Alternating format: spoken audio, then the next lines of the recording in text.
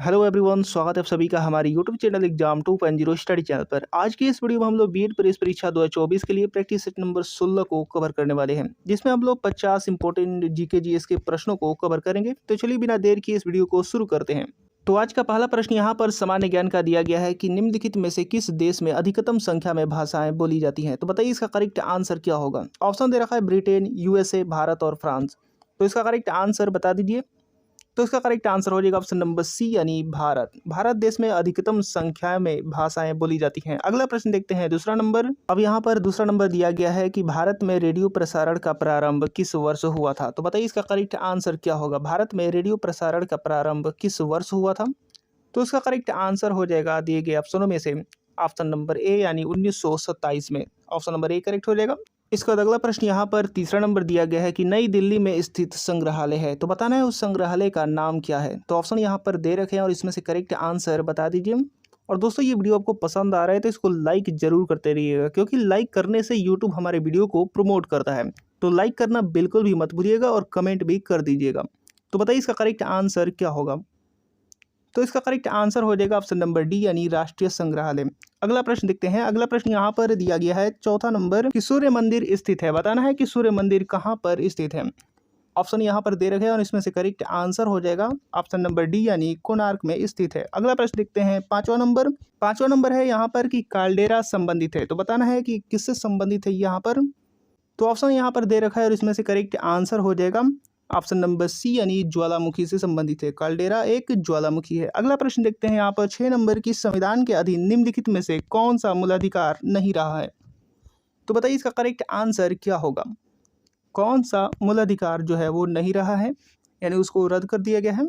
तो इसका correct answer हो जाएगा दिए गए ऑप्शनों में से ऑप्शन नंबर सी यानी संपत्ति का अधिकार नहीं रहा। अगला प्रश्न देखते हैं। अगला प्रश्न यहाँ पर 7वां नंबर दिया गया है कि आय और उपभोग में किस प्रकार का संबंध है।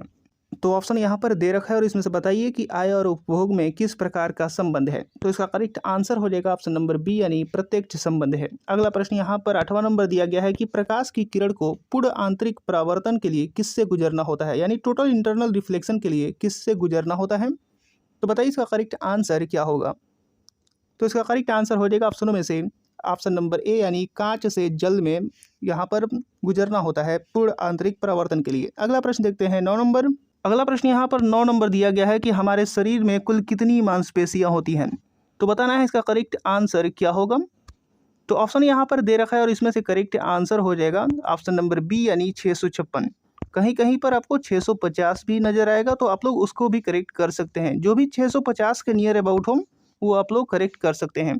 तो यहाँ पर ऑप्शन नंबर बी करेक्ट हो जाएगा। अगला प्रश्न दिया गया है यहाँ पर 10 नंबर की पृथ्वी के ऊपर के 4 क्षेत्रों में से सबसे कम ऊंचाई किसकी है। तो बताइए इसका करेक्ट आंसर क्या होगा। तो ऑप्शन यहाँ पर दे रखा है और इसमें से करेक्ट आंसर हो जाएगा सबसे कम ऊंचाई जो है वो ट्रोपोस्फेयर की है, यानी क्षोभ मंडल की है। अगला प्रश्न देखते हैं 11 नंबर।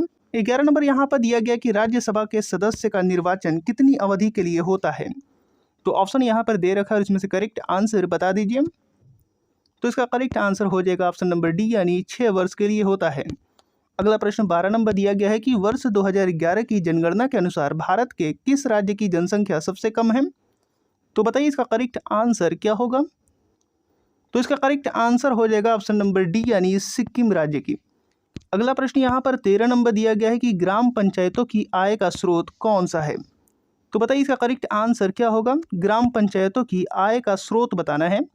तो मैं आपको करेक्ट आंसर बता रहा हूँ। इसका करेक्ट आंसर हो जाएगा मेला और बाजार कर। ऑप्शन नंबर बी करेक्ट हो जाएगा। अगला प्रश्न यहाँ पर 14 नंबर दिया गया है कि राज्य की नीति निर्देशक तत्वों में निम्नलिखित में से किन किन प्रकार के सिद्धांत अंतर्निहित हैं। तो बताइए ऑप्शन यहाँ पर दे रखा है और इसमें से करेक्ट आंसर क्या होगा। तो इसका करेक्ट आंसर हो जाएगा राज्य के नीति निर्देशक तत्वों में आर्थिक सिद्धांत, सामाजिक सिद्धांत और प्रशासनिक सिद्धांत तीनों भी यहाँ पर सम्मिलित हैं, यानी अंतर्निहित है। ऑप्शन नंबर डी यहाँ पर करेक्ट हो जाएगा। अगला प्रश्न यहाँ पर 15 नंबर दिया गया है कि भारतीय संविधान में राज्य के नीति निर्देशक सिद्धांतों को शामिल करने के पीछे मुख्य उद्देश्य क्या था। ऑप्शन को पढ़िए और इसमें से करेक्ट आंसर बताइए।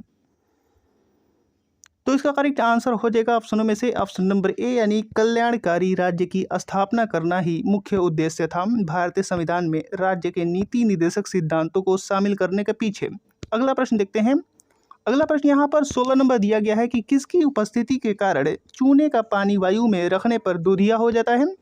तो बताइए इसका करेक्ट आंसर क्या होगा। तो यहाँ पर 16 नंबर का करेक्ट आंसर बताना है कि किसकी उपस्थिति में चूने का पानी जो है वायु में रखने पर दूधिया हो जाता है। तो इसका करेक्ट आंसर हो जाएगा ऑप्शन नंबर ए यानी कार्बन डाइऑक्साइड। कार्बन डाइऑक्साइड के कारण दूधिया हो जाता है चूने का पानी। अगला प्रश्न देखते हैं 17 नंबर। इसके बाद अगला प्रश्न यहाँ पर 17 नंबर दिया गया है कि चमड़ा उद्योग में पौधों से प्राप्त होने वाली किस चीज़ का प्रयोग किया जाता है। तो बताइए इसका करेक्ट आंसर क्या होगा। तो ऑप्शन यहाँ पर दे रखे हैं और इसमें से करेक्ट आंसर बताना है। तो इसका करेक्ट आंसर हो जाएगा टैनिन। टैनिन का यहाँ पर प्रयोग किया जाता है। अगला प्रश्न दिया गया है 18 नंबर की ब्लैक बॉडी किसकी विकिरण को अवशोषित कर सकती है। तो बताइए इसका करेक्ट आंसर क्या होगा। तो यहाँ पर ऑप्शन दिया रखा है और इसमें से करेक्ट आंसर हो जाएगा कि सभी तरंग दैर्ध्य को अवशोषित कर सकती है। अगला प्रश्न यहाँ पर 19 नंबर दिया गया है कि निम्नलिखित में से किस भक्ति संत ने अपने संदेश के प्रचार के लिए सबसे पहले हिंदी का प्रयोग किया था। तो बताइए इसका करेक्ट आंसर क्या होगा। तो इसका करेक्ट आंसर हो जाएगा संत रामानंद ने। ऑप्शन नंबर सी यहाँ पर करेक्ट हो जाएगा। अगला प्रश्न देखते हैं 20 नंबर की अखिल भारतीय किसान सभा के प्रथम सत्र की अध्यक्षता किसने की थी। तो बताइए इसका करेक्ट आंसर क्या होगा। अखिल भारतीय किसान सभा के प्रथम सत्र की अध्यक्षता किसने की थी। तो इसका करेक्ट आंसर हो जाएगा दिए गए ऑप्शनों में से ऑप्शन नंबर ए यानी स्वामी सहजानंद ने। तो ऑप्शन नंबर ए यहाँ पर करेक्ट हो जाएगा। अगला प्रश्न दिया गया है किस नंबर की विश्वविद्यालय अनुदान आयोग वर्तमान में विश्वविद्यालय विकास आयोग की स्थापना किस वर्ष की गई थी। तो बताइए इसका करेक्ट आंसर क्या होगा। तो इसका करेक्ट आंसर मैं आपको बता दे रहा हूँ। इसका करेक्ट आंसर हो जाएगा ऑप्शनों में से ऑप्शन नंबर ए यानी 1956 में। और इसका मुख्यालय जो है वो नई दिल्ली में है, ये अभी आपको याद रखना है। अगला प्रश्न यहाँ पर 22 नंबर दिया गया है कि सर्वोच्च न्यायालय के न्यायाधीश को कदाचार और असमर्थता के प्रमाणित आधारों पर संसद किस तरह महाभियोग का प्रस्ताव पारित कर सकती है। तो बताना इसका करेक्ट आंसर क्या होगा दिए गए ऑप्शनों में से। तो यहाँ पर ऑप्शन को पढ़िए और करेक्ट आंसर बताइए।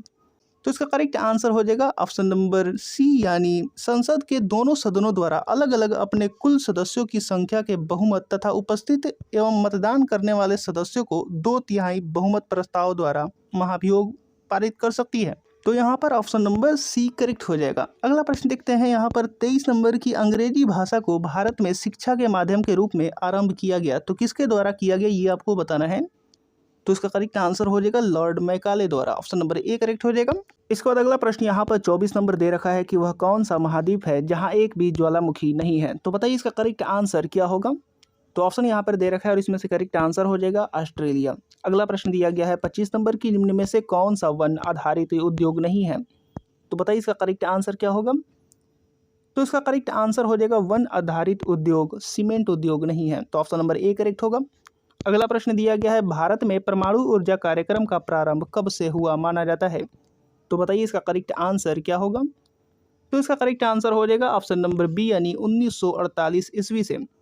अगला प्रश्न यहाँ पर दिया गया है कि उपनिषद का प्रतिपाद्य विषय क्या है।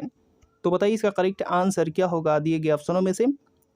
तो इसका करेक्ट आंसर हो जाएगा ऑप्शन नंबर डी यानी ये सभी। यानी भारत का सामाजिक व्यवहार, हिंदू धर्म और प्राचीन भारतीय विधि उपनिषद का प्रतिपाद्य विषय है। तो ऑप्शन नंबर यहाँ पर डी करेक्ट हो जाएगा। अगला प्रश्न देखते हैं 28 नंबर। अब 28 नंबर यहाँ पर दिया गया है कि कोयला किस चट्टान में पाया जाता है। तो बताइए इसका करेक्ट आंसर क्या होगा। तो इसमें से करेक्ट आंसर हो जाएगा परतदार चट्टान में पाया जाता है। अगला प्रश्न यहाँ पर दिया गया है कि मोह असंबद्धता स्थित है। तो बताना है कि किस में स्थित होता है। तो ऑप्शनों में से करेक्ट आंसर बताने हैं। तो इसका करेक्ट आंसर हो जाएगा क्रस्ट तथा मेंटल के बीच। अब अगला प्रश्न देखते हैं। अगला प्रश्न दिया गया है 30 नंबर की विश्व में बागानी कृषि का सर्वाधिक विकास कहाँ हुआ है। तो बताइए इसका करेक्ट आंसर क्या होगा। बागानी कृषि को रोपड़ कृषि भी कहा जाता है। तो बताइए बागानी कृषि का सर्वाधिक विकास कहाँ हुआ है। तो इसका करेक्ट आंसर हो जाएगा दक्षिण पूर्वी एशिया में। तो ऑप्शन नंबर डी करेक्ट होगा। अगला प्रश्न यहाँ पर 31 नंबर दिया गया है कि धरातल के सर्वाधिक भाग पर निम्नलिखित में से किस चट्टान का विस्तार पाया जाता है। तो बताइए इसका करेक्ट आंसर क्या होगा। सर्वाधिक भाग पर निम्नलिखित में से किस चट्टान का विस्तार पाया जाता है। तो इसका करेक्ट आंसर अवसादी चट्टान होगा यानी ऑप्शन नंबर बी करेक्ट हो जाएगा। अगला प्रश्न यहाँ पर 32 नंबर दिया गया है कि विश्व में रेशम उत्पाद में अग्रणी राष्ट्र है। तो रेशम उत्पाद में अग्रणी राष्ट्र कौन सा है ये आपको बताना है। और दोस्तों ये वीडियो आपको पसंद आ रहा है तो इसको लाइक कमेंट और शेयर करना बिल्कुल मत भूलिएगा और चैनल को अभी तक सब्सक्राइब नहीं किया है तो चैनल को सब्सक्राइब करके बेल आइकन बटन भी दबा दीजिएगा। तो बताइए इसका करेक्ट आंसर क्या होगा। रेशम उत्पादन में अग्रणी राष्ट्र कौन सा है? तो इसका करेक्ट आंसर हो जाएगा चीन, पहले नंबर पे है और दूसरा नंबर पर भारत आता है। अगला प्रश्न यहाँ पर 33 नंबर दिया गया है कि निम्नलिखित फसलों में से कौन सी फसल भारत में संसार के सभी देशों से अधिक होती है? तो बताना इसका करेक्ट आंसर क्या होगा। कौन सी फसल भारत में संसार के सभी देशों से अधिक होती है? तो आंसर करेक्ट हो जाएगा गन्ना, ऑप्शन नंबर सी करेक्ट होगा। अगला प्रश्न यहाँ पर 34 नंबर दिया गया कि गहरे समुद्री गोताखोरों के श्वसन के लिए ऑक्सीजन के तनुकरण के लिए किस गैस का प्रयोग किया जाता है? तो इसका करेक्ट आंसर बता दीजिए। तो इसका करेक्ट आंसर हो जाएगा हीलियम गैस का प्रयोग किया जाता है। अगला प्रश्न देखते हैं यहाँ पर 35 नंबर की आर्द्रता को मापने के लिए किस उपकरण का प्रयोग किया जाता है? ये बार बार क्वेश्चन रिपीटेड क्वेश्चन हैं जो कि आपके एग्जाम में पूछे जाते हैं। तो करेक्ट आंसर बता दीजिए, आर्द्रता को मापने के लिए किस उपकरण का प्रयोग किया जाता है? तो इसका करेक्ट आंसर हो जाएगा हाइग्रोमीटर, यानी ऑप्शन नंबर बी करेक्ट हो जाएगा। अगला प्रश्न यहाँ पर 36 नंबर दिया गया है कि क्रीम सेपरेटर में दूध में से वसा को किस कारण से अलग किया जा सकता है? तो इसका करेक्ट आंसर क्या होता है? तो इसका करेक्ट आंसर हो जाएगा ऑप्शन नंबर डी, यानी अपकेंद्रीय बल, जिसको सेंट्रीफ्यूगल फोर्स भी कहते हैं। अगला प्रश्न देखते हैं 37 नंबर की बाजार कीमत किससे संबंधित होती है? तो बताइए इसका करेक्ट आंसर क्या होगा। तो इसका करेक्ट आंसर हो जाएगा ऑप्शनों में से ऑप्शन नंबर ए, यानी अत्यधिक अल्प अवधि से संबंध होती है। अगला प्रश्न यहाँ पर 38 नंबर दिया गया है कि दक्षिण भारत के सन ग्रुप द्वारा अधिग्रहण की गई एयरवेज कंपनी कौन सी है? तो बताइए इसका करेक्ट आंसर क्या होगा। तो यहाँ पर करेक्ट आंसर हो जाएगा ऑप्शन नंबर सी, यानी स्पाइस जेट। अगला प्रश्न 39 नंबर दिया गया है कि भारत इसलिए धर्मनिरपेक्ष राज्य है क्योंकि इस देश में, यहाँ पर बताना है कि ऑप्शनों में से कि कौन सा करेक्ट होगा। भारत किस लिए धर्मनिरपेक्ष राज्य है ये बताना है। तो इसका करेक्ट आंसर हो जाएगा ऑप्शनों में से ऑप्शन नंबर ए, यानी राज्य का कोई धर्म नहीं है। यहाँ पर ऑप्शन नंबर ए करेक्ट हो जाएगा। अगला प्रश्न दिया गया यहाँ पर 40 नंबर कि क्लाइव को बंगाल का गवर्नर बनाया गया, तो कब बनाया गया ये आपको बताना है। तो इसका करेक्ट आंसर मैं आपको बता दे रहा हूँ, 1757 ईस्वी में बनाया गया है। कहीं कहीं पर 1758 भी दे सकता है, लेकिन यहाँ पर एक्यूरेट जो होगा वो 1757 होगा। अगला प्रश्न देखते हैं 41 नंबर। अब यहाँ पर 41 नंबर दिया गया कि भारत का प्रथम गवर्नर जनरल था, कौन था ये आपको बताना है। तो इसका करेक्ट आंसर क्या होगा। तो इसका करेक्ट आंसर हो जाएगा भारत का पहला जो गवर्नर जनरल था वो विलियम बेंटिक था। तो ऑप्शन नंबर सी करेक्ट होगा। अगला प्रश्न यहाँ पर 42 नंबर दिया गया कि द्वैध शासन नीति को किसने समाप्त किया? तो इसका करेक्ट आंसर हो जाएगा ऑप्शनों में से ऑप्शन नंबर सी, यानी वॉरेन हास्टिंग। वॉरेन हास्टिंग ने द्वैध शासन नीति को समाप्त कर दिया। अगला प्रश्न देखते हैं यहाँ पर 43 नंबर की अंग्रेजों का सर्वाधिक विरोध किसने किया था?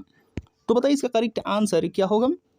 तो इसका करेक्ट आंसर हो जाएगा मराठों ने किया था अंग्रेजों का सर्वाधिक विरोध। अगला प्रश्न दिया गया 44 नंबर की एक मार्क किसके मानक की गारंटी है? तो बताइए ऑप्शनों में से कौन सा करेक्ट होगा। तो इसका करेक्ट आंसर हो जाएगा गुणवत्ता की गारंटी है एक mark, option number A correct हो जाएगा। अगला प्रश्न यहाँ पर 45 नंबर दिया गया कि कालाजार का रोग वाहक कौन है? तो इसका करेक्ट आंसर बताने हैं, तो इसका करेक्ट आंसर बताइए।